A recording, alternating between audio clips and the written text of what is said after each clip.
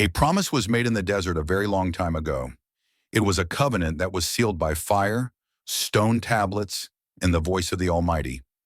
As they stood at the base of Mount Sinai, the Israelites, who had just recently been freed from their servitude in Egypt, were shaking fearfully. In that place, God revealed his law to them and proclaimed them to be his holy nation, which was to be set aside from all the other nations of the world. He cautioned them that if they followed his ways, they would be prosperous. However, if they turned away from him and worshipped other gods, they would be cursed with famine, being defeated and being exiled. Once upon a time, they complied. Through the leadership of Joshua, they were able to invade the land that had been promised to their ancestors, therefore establishing themselves across the all of Canaan. Additionally, even during the time of the judges, the seeds of disobedience were already beginning to germinate. The scriptures state that everyone did what was right in his own eyes, and this is true. Following the pattern that had been established, there was fidelity followed by forgetfulness, obedience followed by revolt, and peace followed by oppression. The years went by. A kingdom came into existence. For reasons of both pride and fear, Saul, the first king, stumbled. David, the man chosen by God himself, was the one who brought about expansion and unity, and Solomon, his son, was the one who ushered in a golden age. Jerusalem was home to a magnificent temple that was adorned with gold, fragrant incense, and the presence of King Jesus Christ. The heart of Solomon, however, wandered. It was the beginning of a long and painful decline that was distinguished by that split. Israel was experiencing a great deal of volatility in the north. There would be 19 kings who would sit on the throne, but none of them would truly follow God.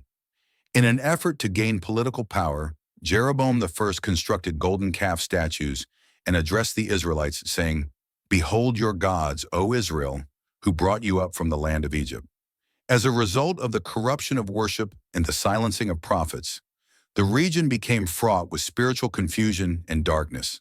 Despite this, God did not give up his silence.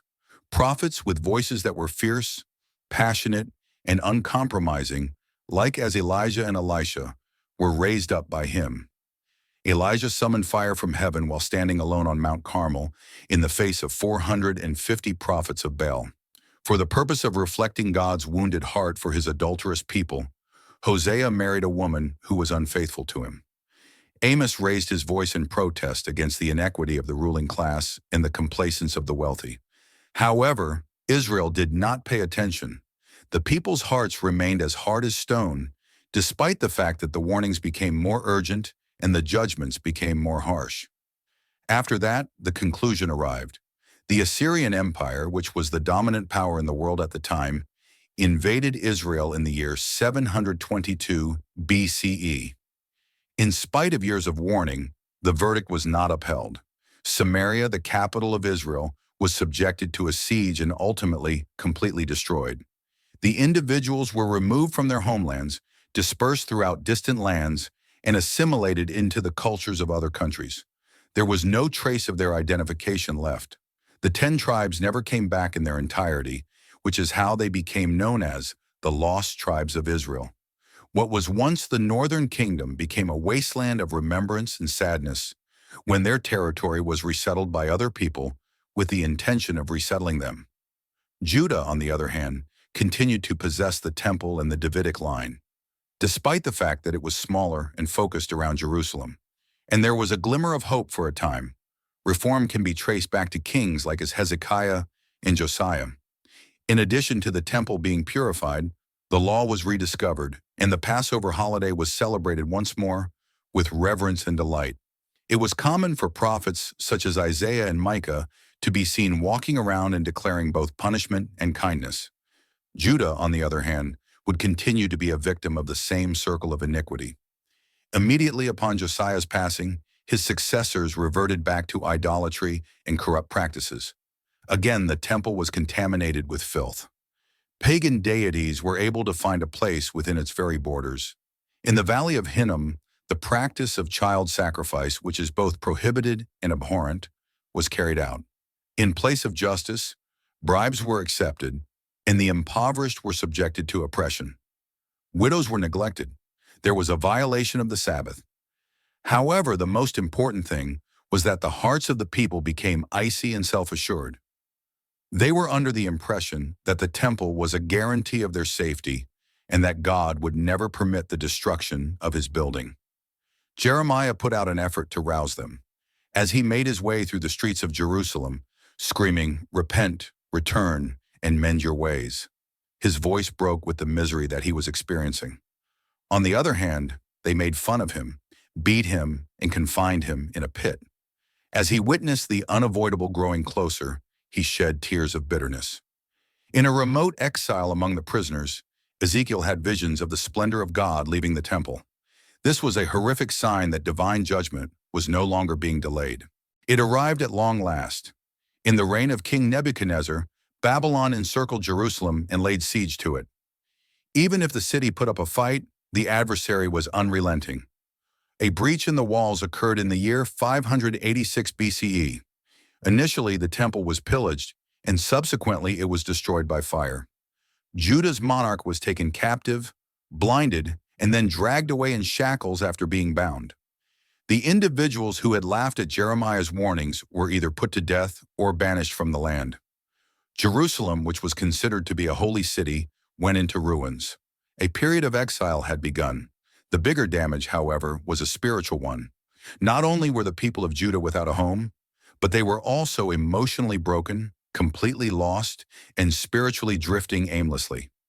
In the absence of the temple, the country, and the Davidic king, they pondered the question, had God abandoned us for all eternity?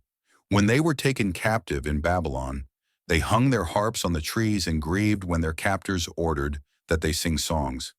There was a hush among the priests who had previously offered sacrifices. In spite of the absence of the rituals, something started to become active. The people started to recall the covenant after everything else was taken away from them first. They started writing down the scriptures, preserving them, and studying them. The synagogue came into existence. Prayer transformed into the new altar.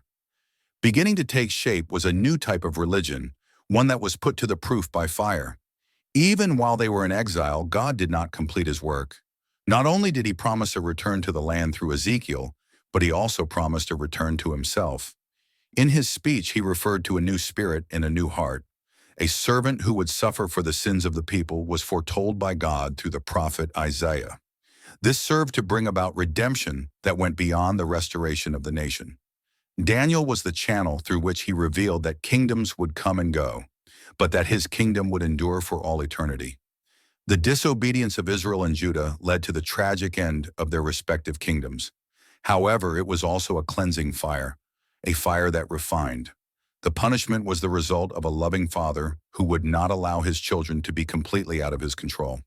The Israelites were forced into exile, which was the lowest moment in their history, yet it was not the final chapter. From the ashes, a remnant would emerge into existence. A new temple would emerge from the ruins of the old one. In addition, one day a child would be born from the bloodline of David, and this kid would not be born to conquer Rome, but rather to battle sin itself. It would not be enough for him to simply rebuild the temple. Rather, he would become the temple himself, bringing God back to dwell among his people. To summarize, banishment was more than merely a kind of punishment. It was a defining moment in time. It is true that the story of Israel and Judah serves as a cautionary tale. Nevertheless, it also serves as a demonstration of the patience, justice, and mercy of a God who pines for the restoration of his people. Thanks for watching. Don't forget to like and subscribe to our YouTube channel.